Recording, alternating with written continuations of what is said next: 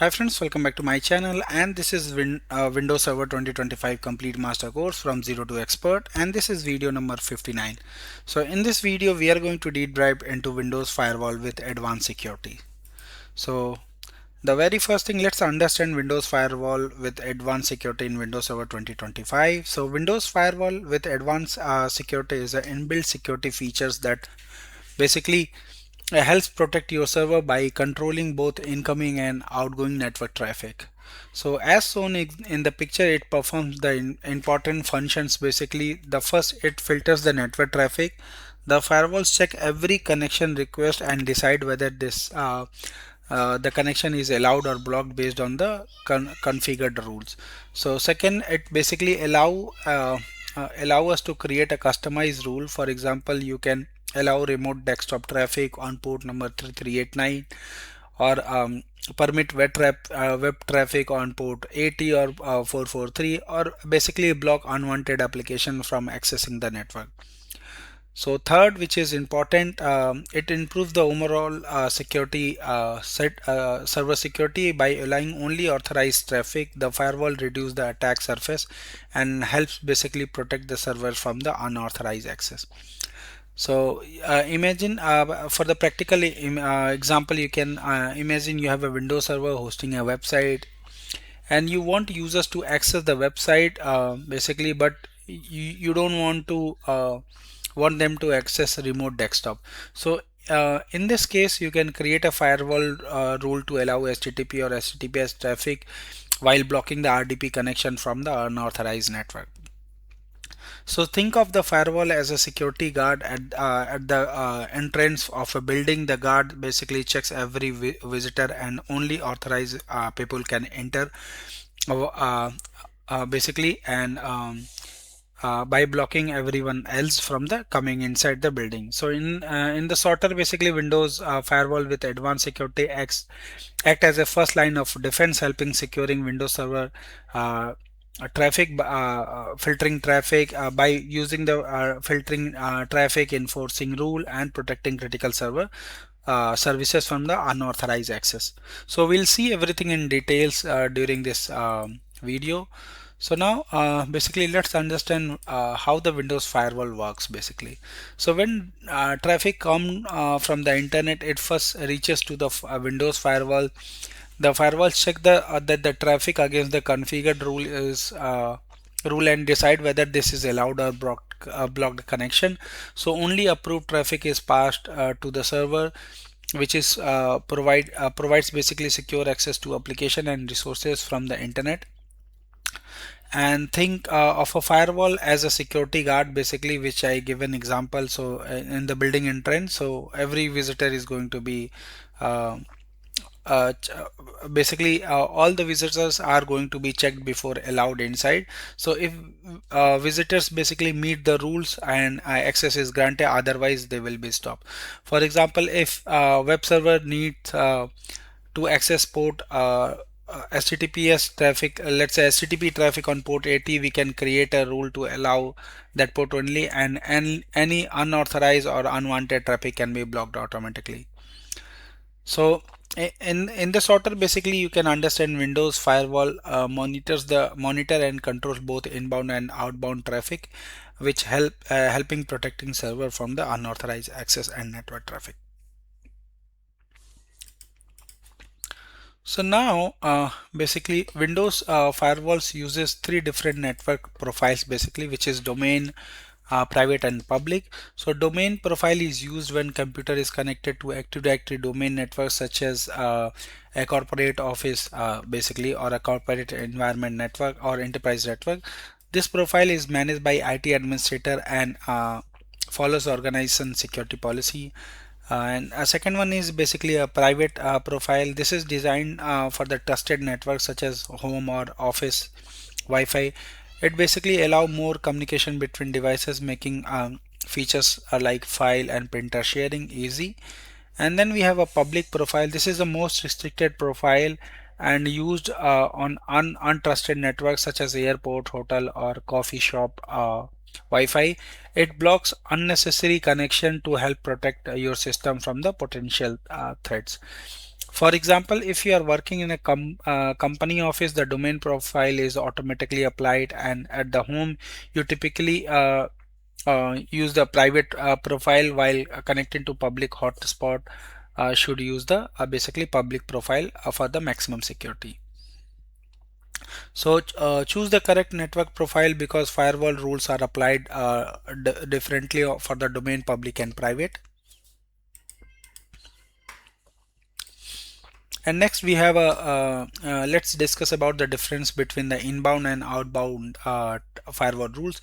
So inbound rules basically control traffic coming to the server from the external network. For example, if users need access to web server, we create an inbound rule to allow HTTP or HTTPS traffic. And basically for outbound rule controls the traffic which is going out from the server to other system or internet. For example, we create a outbound rule to block the server from accessing unauthorized website. So in the simple terms, inbound rules basically protect who can enter to the server, while outbound rules control where server can go and connect. So both are important in securing the Windows Server environment. And now for basically here I'm creating inbound rule for the specific traffic. So basically let's try to create a port 339 inbound rule to allow the RDP. So in my lab environment, if I show you, this is my domain controller and this is my Hyper-V machine, and let me show you something on this machine basically. So let me close everything, and if I go to server manager, you should be able to see domain profile is on this all the profile is on. However, my domain network is active because I'm on the domain network. And if I go and show you, my remote desktop is enabled. And now if I go here and try to basically RDP to this machine, so Win2K25 HB01, so you should be able to see I'm unable to reach to that machine by on the remote desktop port. So now let me do some test from the terminal. So I'll try to do a TNC basically, so test network connection, and then Win2K25 HV01, and then let me put port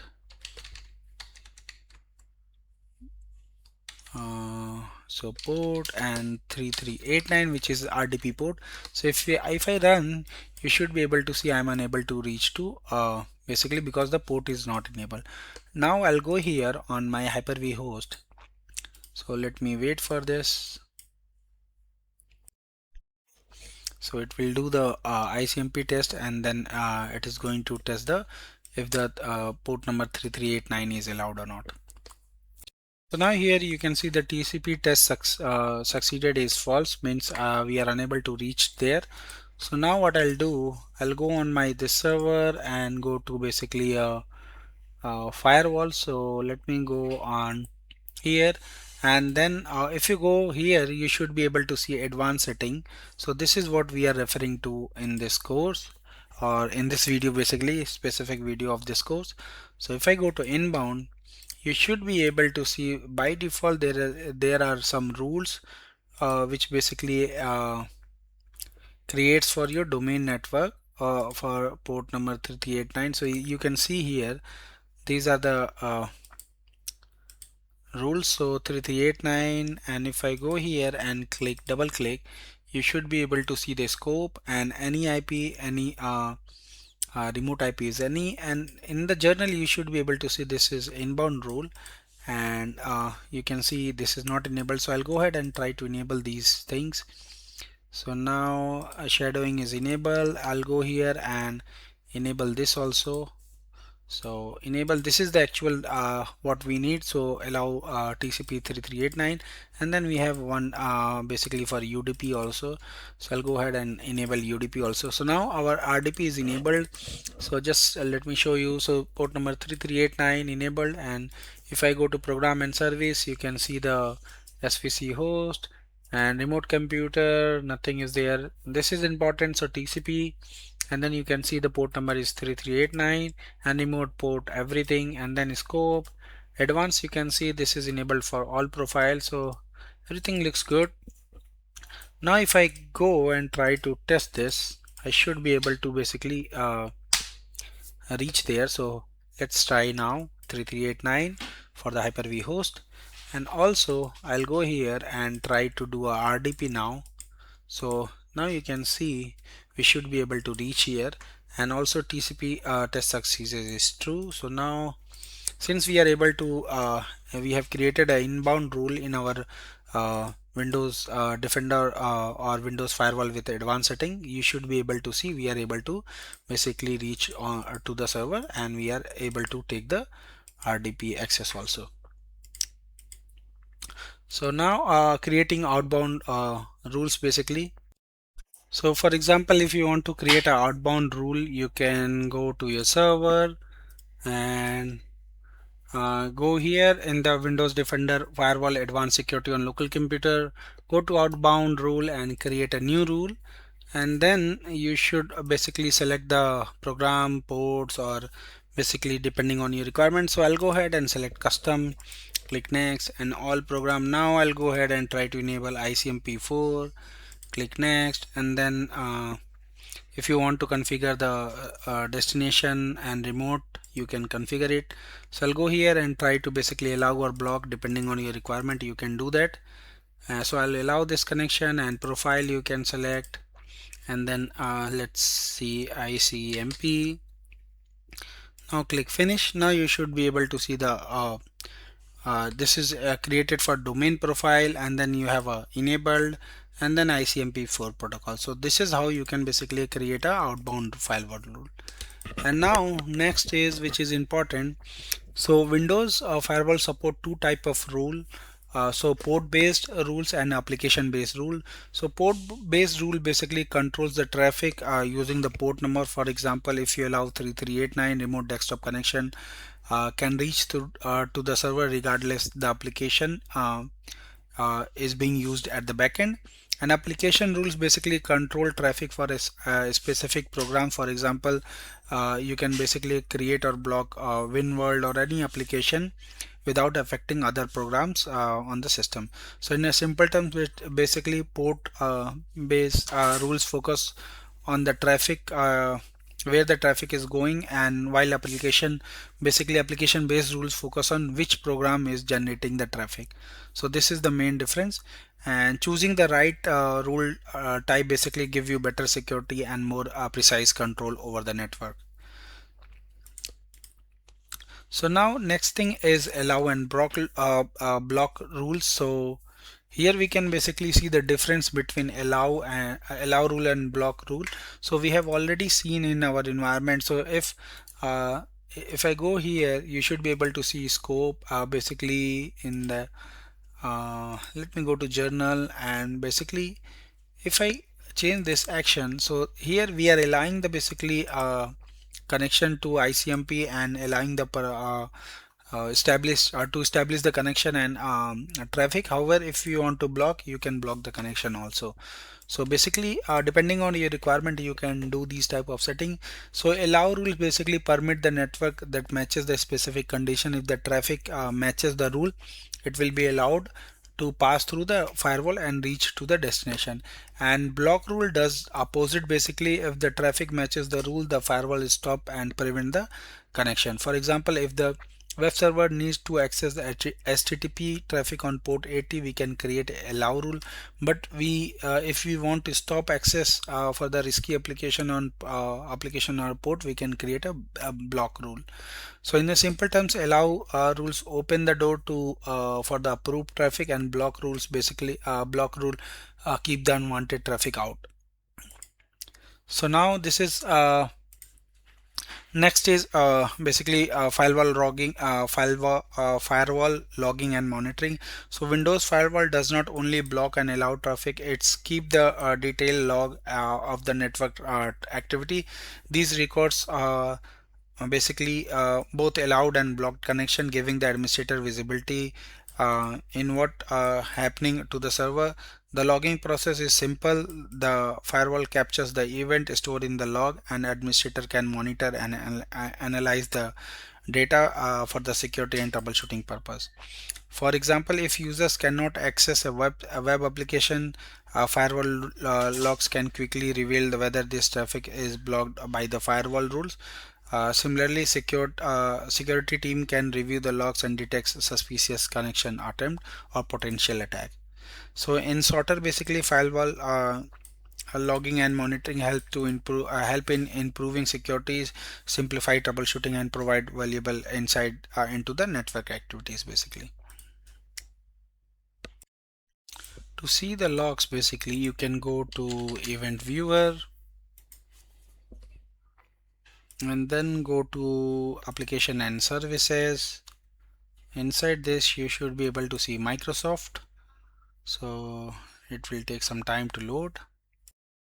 So Microsoft, then Windows, then basically Windows Firewall. So go at the bottom, so Windows Firewall and Advanced Security, and then you have a firewall basically. So this is where the all logs are going to be generated. So you can see basically what happening here. So these are the firewall logs which we enabled, and you can see all the basically details which is done for the whatever traffic is passed through or did any modification and all. So this is very important place to basically verify the firewall logs. And then PowerShell firewall management command. So these are the view firewall rules basically. So get net firewall rule, add if you want to add any inbound rule, you can use these commands. And enable firewall, so set net firewall profile, then hyphen profile, and if you want to enable or disable, and disable firewall, this is the command. So there are PowerShell is extremely helpful when you want to basically do a firewall administration. So I highly recommend go ahead and use PowerShell for firewall Windows firewall management. And then common troubleshooting technique, basically check the firewall rules and order. You need to make sure the firewall rules are configured correctly.